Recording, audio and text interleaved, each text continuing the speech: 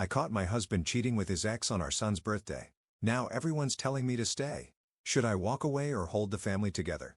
I caught my husband cheating on me with his ex-wife on our son's birthday. And now my friends are telling me not to blow up our family over a mistake he made while he was vulnerable. I'm honestly a mess, and I don't know what to do. So any advice would be appreciated. I, 27M, and my husband, 37M, have been married for 3 years, dating for 6. He has an ex-wife, 37F, whom he divorced a year before we met. We have a son, 7M, who was adopted after we got married and whom I love as my own child because he is. I know my husband, Peter, fake name, is bisexual. I have no problem with it, and I had no problem with his ex-wife, Allison, also a fake name. I did have a problem with his family as they're a bit homophobic and are always telling Peter he should get back together with Allison. Well, 2 weeks ago, we were in his family's town because it was my son Jack's, fake name, birthday, and we wanted to spend it as a family. My mother-in-law decided it would be a good idea to invite Allison, so she arrived in the middle of the party. I didn't want to ruin Jack's birthday, so I stayed quiet. I spent all my time with Jack, playing with him and his cousins at his request. When it was time to cut the cake, I noticed Allison and Peter weren't there, so I went inside and looked for them around the house. I found them in Peter's old bedroom taking their clothes off. I stood there in shock for a moment, but then I left and went back to celebrating Jack's birthday. Part of me wanted to scream and cry, but I was also in shock and refused to make Jack's birthday about me. We cut the cake and opened the presents. People were already leaving when Allison and Peter came back. Peter took me aside and started saying that I shouldn't have cut the cake without him present and that it was disrespectful. I stared at him and just said, "I'm sorry. I just thought you'd be too busy getting into your ex-wife's pants." He got quiet, so I took Jack and left the house to go back to the hotel. Once I put Jack in bed and made sure he was asleep, I locked myself in the bathroom and broke down. I called a friend, and he tried his best to console me.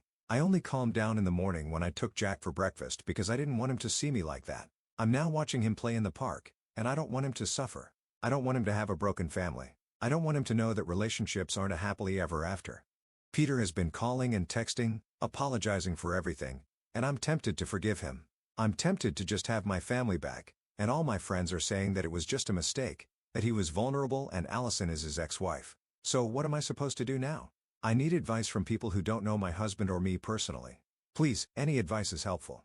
Top/relevant comments. Commenter: teach your son that his future partners have to respect him in their relationship by not being cheating bastards. Ops response: I do want to teach him this stuff, but he's too young, and I'm just scared that he'll get a bad view of relationships if he sees his parents divorce.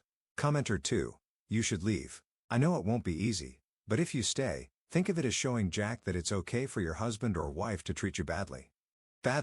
If you want him to know about happily ever after, you need to show him that it's okay not to settle and that you work hard for your goals, no matter what they are, and work towards them with kindness, honesty, and integrity. Kids are far more impressionable than we give them credit for. And as someone who has known many families where the person being hurt hasn't walked away, that hurt spreads until it damages everyone.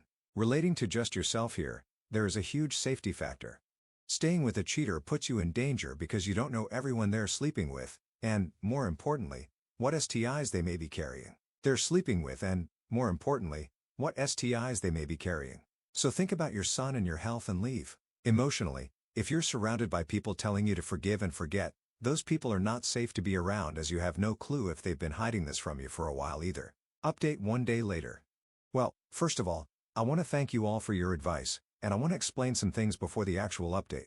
But thank you for opening my eyes about my situation. Peter and Allison didn't notice me when I saw them. There was very loud music downstairs, and they weren't facing the door. I didn't stop them because I was in shock. I just stood there for a moment, and I heard my son, so I unconsciously focused on him. I was pretty much on autopilot. Peter didn't come to the hotel with me because I changed to a different one. He did try to follow me, but I took a taxi and left. As far as I know, he's staying with his parents, and Allison left. We met when I was 20 and he was 30. We started as friends, and we ended up dating. Yes, we're both men, and no, I didn't feel manipulated or groomed by him. Those were the most asked things, and I did answer some comments, though not all. Now on to the update. I did as some of you suggested and took some tests to rule out any STIs or STDs. The results are coming back in a few days, and I will take another one in 3 weeks to be sure. My son is having a sleepover with a friend, and I decided to speak with my husband. He came by our house a few minutes after I texted him. He asked about Jack, and I told him where he was. Then we sat on the couch and started talking. I started crying after a few minutes, and he followed soon after. I asked some simple questions. When? Why? How many times? Among others, and this is what I could gather from all the things he said. It happened for the first time when he visited his parents alone 2 years ago. They invited her. They both got drunk. He was feeling lonely as I had been paying more attention to Jack since we adopted him, and they slept together. Nothing happened again until our son's birthday party. He said his mother pressured him a bit, and he caved in. I don't believe he did it for that reason, but I don't know. He said he doesn't love her, and I believe him, but it doesn't negate the fact of what he did. After talking for a while, I told him that I wanted a divorce. He started sobbing and begging for another chance, but I told him that I can't give him another chance because I wouldn't be able to trust him again, and I don't want that in a relationship. He kept crying and begging for another 30 minutes until I told him that we have to think about Jack and his well-being, that we could stay friends and co-parent him. He got mad, really mad. He started yelling that it was all Jack's fault, that we shouldn't have adopted him, that he's the one who's getting between us. I was crying and really scared. I had never seen him this angry. He hit the table and stormed out of the house. I called the house where Jack is staying and told them that if Peter shows up there, they can't open the door. After that little episode, I was scared that Peter would try to hurt Jack. I called my friend Thomas and told him everything that happened. He came by and is staying with me until I'm better. Right now, I'm trying to figure out what to do and how to go on with the divorce. Top/relevant comments. Commenter: I can't believe that he is taking no accountability for his actions and blaming your completely innocent son.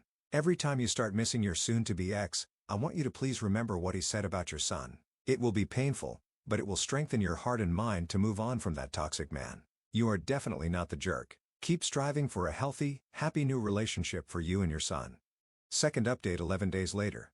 Hi again. Sorry for taking so long to update, but it's been a chaotic week, and I'm pretty shaken up. I'll try to summarize it. My husband has been showing up at my work, following me, and calling me from burner phones. I was afraid he'd go after Jack, like many of you said he would, but he didn't. He said a lot of things, but I'll try to write the important ones. He said that he missed when it was just us, that I stopped paying attention to him when we adopted Jack, that I wasn't his anymore. He said that he missed how dependent I was on him. I was very insecure when we met, but I started working on my issues when we adopted Jack because I didn't want to be a bad example for him. When we got married, I used to get sick all the time. I was weak and tired, so he would take care of me 24/7. The doctors couldn't tell what was wrong with me, and I didn't get better until a bit after we adopted Jack. I guess that dependence is what he missed. Yesterday, he followed me to work and started screaming that I was his and that we made vows to stay together. We had to call security, and he waited for me next to my car. I panicked and took a taxi home. He keeps messaging me and showing up at our house. I took a few weeks off work to be with Jack, although he's taking this better than I am. I made an appointment with a therapist for him, and when the divorce is finalized, I'll go to one myself. I've been debating what to do, so I'll update when something happens. Top/relevant comments. Commenter: the unexplained illnesses once you were married are a great concern. Were you chronically ill before you were married to him? If not, it may be possible that he did something to cause your illnesses, thus making you more dependent on him. Commenter 2: we made vows to stay together. Oh, wow, it's so optimistic of him to assume that cheating doesn't change anything. So these vows, in his mind, still stand despite the fact that he cheated on you in his parents' home. More than once, I got so angry on your behalf. Please prioritize safety above all else. I don't know if you've ever contacted Peter's family, but I think you should. They are partly responsible for what happened, and they should take action for your sons and your sake. Also, I think Peter has some mental health issues. What I've read does not come from a healthy mind. Third update, 1 month, 2 weeks later. Hi, guys. This is the final update for anyone who is interested. I'm only doing this update to give it some closure and because some people messaged me to ask for it. So here it is. This has been a really difficult time, but I'm almost divorced. I have primary custody of Jack, and I've got a restraining order against Peter and Allison. I'll try to be quick, but a lot happened. So after I made the post, Peter kept calling and stalking me. I didn't know what to do until I started packing Peter's stuff and found a box of pictures of me from before we met, like 3 or 4 years before we met while he was still married to Allison. I never knew why they got divorced. He just said it was too painful to talk about, so I never asked. But I swallowed my anger and sent Allison a message to ask her about the pictures, and she told me they got divorced because she saw him stalking my Facebook several times and found the same box I did. He called it an innocent crush and curiosity, but she thought he was cheating on her, and they got divorced. A year later, he met me, but Allison always thought I was the side piece.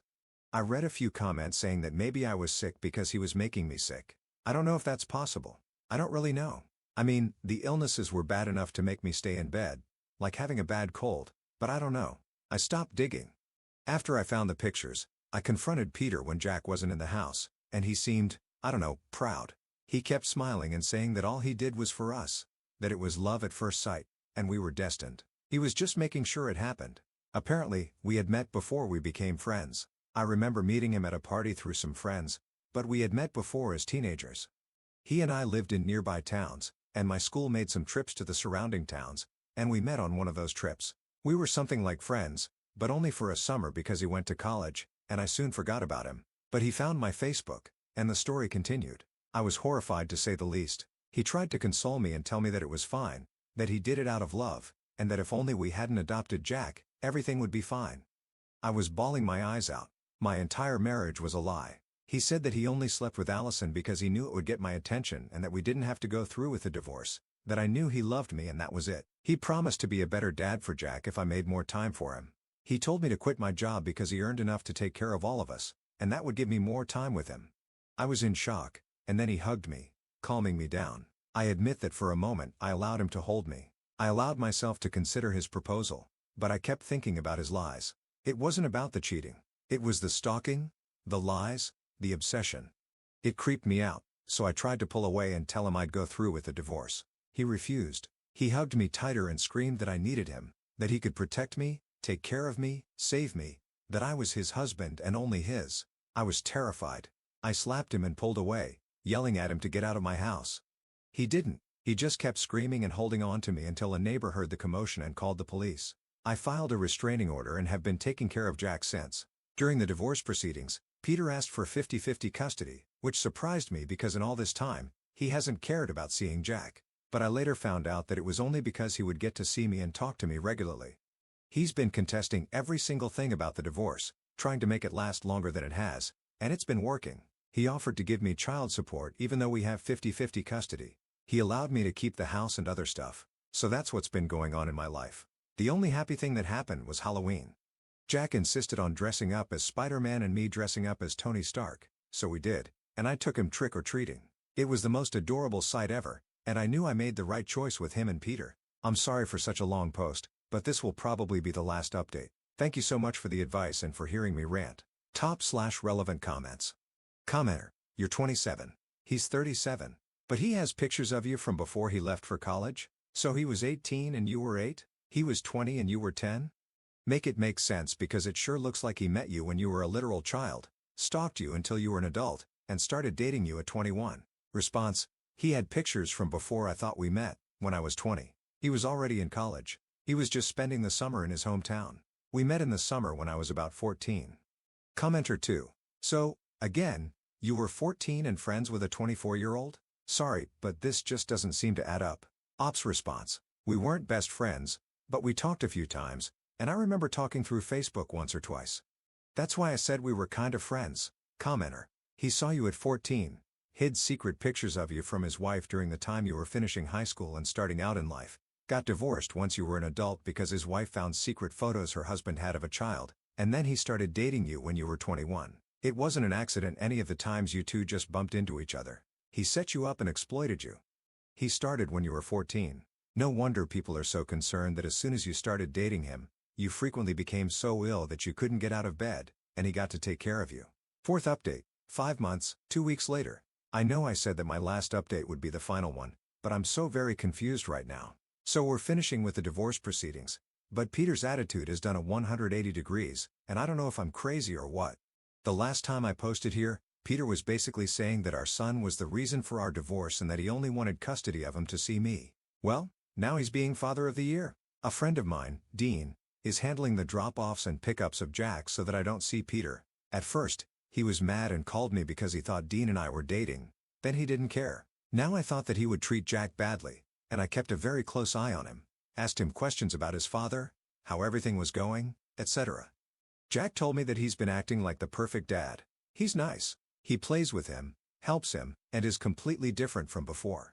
I have talked to Peter, and he told me he was going to therapy, which I'm happy about, and he has messaged me, apologized, and told me that we should try couples therapy. I declined, and he hasn't asked again, but he wants us to meet up at his house tomorrow to discuss everything that happened. He said it was part of his therapy. I haven't gone to therapy. I can't afford it right now, but Jack is. I can't say I don't miss Peter because he was a great partner and husband before everything went down, but I don't trust him after all that happened. So I don't know what to say to him tomorrow or how to express how I feel about it. Is it wrong to miss him? I mean, this whole thing happened because he slept with someone else, and I know that he hasn't seen Allison and won't be seeing her again because she's also done. Should I just move past it? Jack is also saying that he misses the three of us together. He's cried to me about it more times than I can count and asks why I can't forgive his dad. What the hell am I supposed to do? To feel? It's a short update. I guess that I'm just trying to vent without judgment from the people I know and give an update to those who asked for it. Thanks again for all the support I received in my other posts. Top/relevant comments. Commenter. It's love bombing. He knows your child is your priority, and that's what he's targeting. My ex cheated and was a diagnosed sociopath/sex addict. To prove he'd changed, he joined Sex Addicts Anonymous to show he had changed, even sent me a photo of his 1-month chip.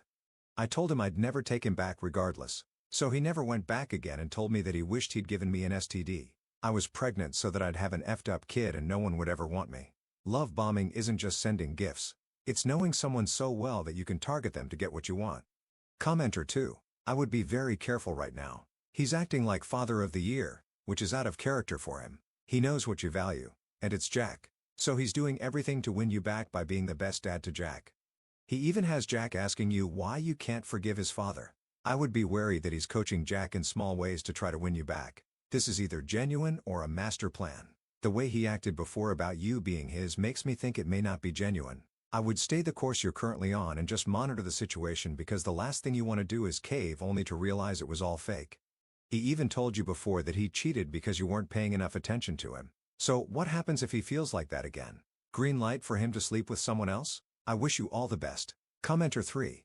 It would be idiotic to even see him in private, let alone contemplate getting back together with him. Actually doing that would be insane. All I know is that my father had a friend like your ex, and he started being perfect for his ex-wife until she agreed to let him see the kids. Then he killed 2 of them and himself to get back at her for leaving. This isn't an epic love story.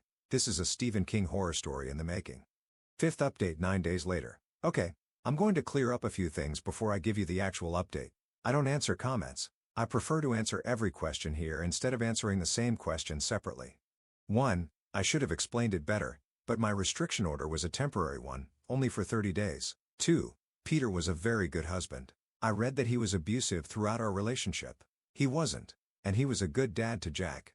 Everything went to hell when I caught him cheating. 3. What Jack was saying wasn't told by Peter. I talked to him and made sure he just has been missing our life before. 4. Peter would never touch Jack like some of you suggested. My case may make it seem like he could, but he never even touched me or groomed me. I did talk to Jack just to make sure, and he reassured me nothing happened. Now on to the update. I did meet with Peter. Most of you told me not to go to his apartment, so I told him to meet at a park, take a walk, or something. When I saw him, he was different. He looked very depressed, and he hugged me when he saw me. He wouldn't stop apologizing for what happened. We started talking and walking. He didn't justify what he said or did, but he did say he regrets it. He said that he misses me and misses being together. I asked about Allison, and he told me that he cut her and his parents out, which I believe he did. Then I asked about what he said about Jack. He basically said that he resented Jack for a long time because my attention wasn't on him anymore, and it was selfish, but he was too used to being the center of my world. So when it suddenly changed, he couldn't take it. He told me he loves Jack, but he maintains that if giving him up meant having me back, he would do it in a heartbeat. We talked for hours while Jack was with my friend. I cried a lot. There were things I decided not to ask, like, if he was drugging me, as some of you said, because I honestly don't want to know. We have been texting these past few days, mostly about Jack, but I'm considering family therapy, mostly to help Jack cope with everything. The divorce is still happening, which Peter wasn't too happy about, but he wasn't angry anymore. Just sad. I also recently met a guy in a coffee shop, and we have been texting a lot, so I'll see how that turns out. And that's it for the moment. I'll update you guys if you have many questions or if something else happens. Top/relevant comments. Commenter. Yeah, I really don't want to be the one to say this because your life is your life, but I genuinely think you should hold off on any dating whatsoever. Was he a good partner and father before? No. Not really, because all of that is tainted and irrevocably changed since he's been playing behind the scenes to make you his. Your relationship wasn't a natural process of getting to know each other and falling in love. It's been him stalking you for years and throwing away his previous relationship to manipulate a friendship, then a romance with you. Like, really think about it. Your ex-husband played puppet master the entire time you've known him. Every meaningful moment was or is highly likely to have been orchestrated by him without you knowing. He even wants to give up the son you guys adopted. He blames your son for the relationship failing and tried to convince you to give him up. I remember that one update you did where he told you he'd take care of you and give you everything so you could stop working and be home with him. If you were a woman, there would have been a barefoot and pregnant added to that. This man is obsessed with you, wants you with him always, and still blames your son for taking your attention and probably would give him up if given the chance. And you think dating is still doable? Please think about not starting anything with anyone, because if your ex has gone to these lengths, I guarantee you getting a boyfriend will push him even further. If your son was in a relationship with someone who acted and did the same things as your ex, what would you tell him? Please be safe, dude.